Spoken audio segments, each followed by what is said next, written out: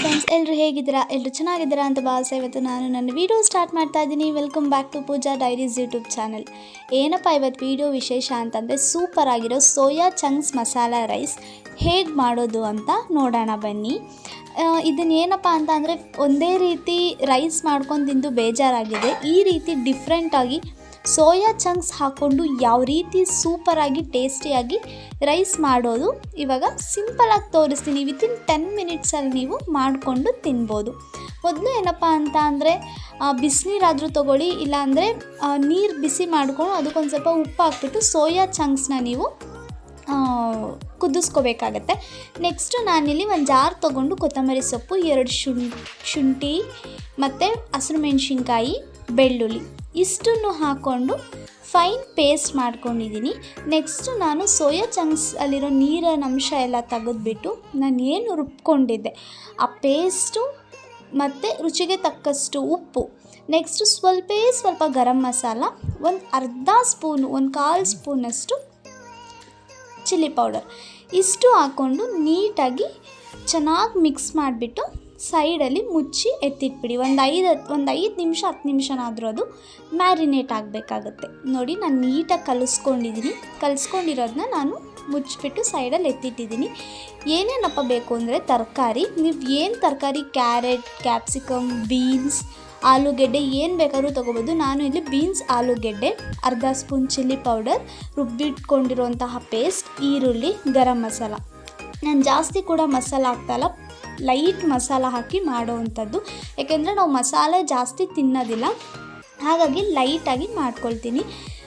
ಎಷ್ಟು ಬೇಕಷ್ಟು ಎಣ್ಣೆ ಹಾಕ್ಕೊಂಡು ಒಂದು 2-3 ಟೇಬಲ್ ಸ್ಪೂನಷ್ಟು ಎಣ್ಣೆ ಹಾಕ್ಕೊಂಡು ನಾನು ಏನು ಸೋಯಾ ಚಂಕ್ಸ್ನ ಮ್ಯಾರಿನೇಟ್ ಮಾಡೋಕ್ಕೆ ಎತ್ತಿಟ್ಟಿದ್ದೆ ಅದನ್ನು ನೀಟಾಗಿ ಒಂದು 5 ನಿಮಿಷ ನೀಟಾಗಿ ಖಾರದ ಪುಡಿ ಹಸಿ ವಾಸನೆ ಹೋಗೋ ತನಕ ಚೆನ್ನಾಗಿ ಫ್ರೈ ಮಾಡ್ಕೊಳ್ಳಿ. ನೋಡಿ, ಇಷ್ಟು ಫ್ರೈ ಮಾಡಿಕೊಂಡ್ರೂ ಸಾಕು.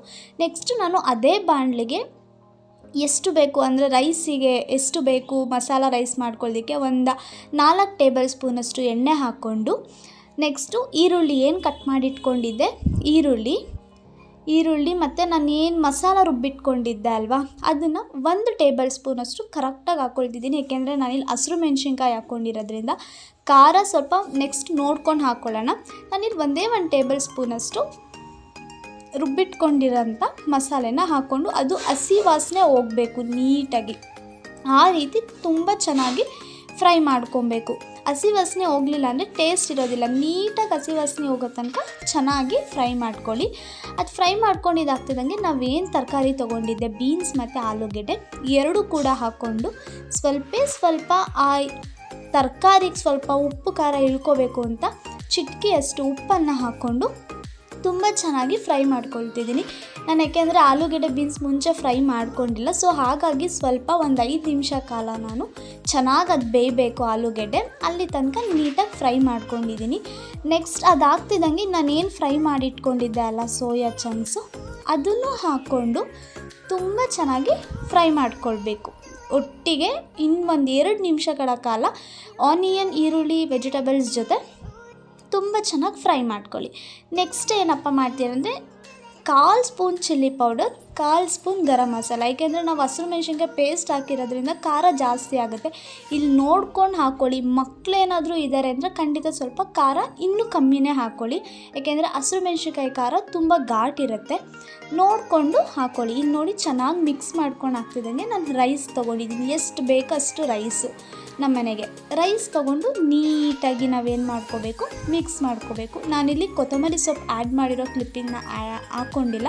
ಲಾಸ್ಟಲ್ಲಿ ಸ್ವಲ್ಪ ಕೊತ್ತಂಬರಿ ಸೊಪ್ಪು ಹಾಕ್ಕೊಂಡು ತಿಂತಾಯಿದ್ರೆ ಹಬ್ಬ ತುಂಬ ಚೆನ್ನಾಗಿರುತ್ತೆ. ನಮ್ಮನೆ ಅಂತೂ ತುಂಬ ಚೆನ್ನಾಗಿದೆ ಅಂತ ಅಂದ್ಕೊಂಡು ತುಂಬ ಇಷ್ಟಪಟ್ಕೊಂಡು ತಿಂದರು. ಯಾಕೆಂದರೆ ನಮ್ಮ ಪಪ್ಪಂಗೆ ಸೋಯಾ ಚಂಕ್ಸ್ ಅಂದರೆ ತುಂಬ ಇಷ್ಟ. ಅವರಂತೂ ತುಂಬ ಚೆನ್ನಾಗಿದೆ ಅಂತ ತಿಂದರು. ಇದೇ ರೀತಿ ಒಳ್ಳೊಳ್ಳೆ ವೀಡಿಯೋಸೊಂದಿಗೆ ನಿಮ್ಮ ಮುಂದೆ ಬರ್ತೀನಿ. ಇದೇ ರೀತಿ ನನ್ನ ಚಾನಲ್ನ ಸಪೋರ್ಟ್ ಮಾಡಿ. ತುಂಬ ಚೆನ್ನಾಗಿ ಸಬ್ಸ್ಕ್ರೈಬರ್ಸು ಆಗ್ತಿದೆ, ವ್ಯೂಸ್ ಕೂಡ ಆಗ್ತಿದೆ. ಇದೇ ರೀತಿ ನಂಗೆ ಪ್ರೋತ್ಸಾಹ ಕೊಡಿ, ನನ್ನ ಚಾನಲ್ನ ಬೆಳೆಸಿ ಅಂತ ಹೇಳ್ತಾ ನಾನು ಈ ವಿಡಿಯೋನ ಇಲ್ಲಿಗೆ ಎಂಡ್ ಮಾಡ್ತಾಯಿದ್ದೀನಿ. ಯಾರೆಲ್ಲ ನನ್ನ ಚಾನಲ್ನ ಸಬ್ಸ್ಕ್ರೈಬ್ ಮಾಡ್ಕೊಳ್ದಲ್ಲೇ ವಿಡಿಯೋ ನೋಡ್ತಾ ಇದ್ದೀರಾ, ಸಬ್ಸ್ಕ್ರೈಬ್ ಮಾಡ್ಕೊಂಡು ನೋಡಿ. Thank you so much.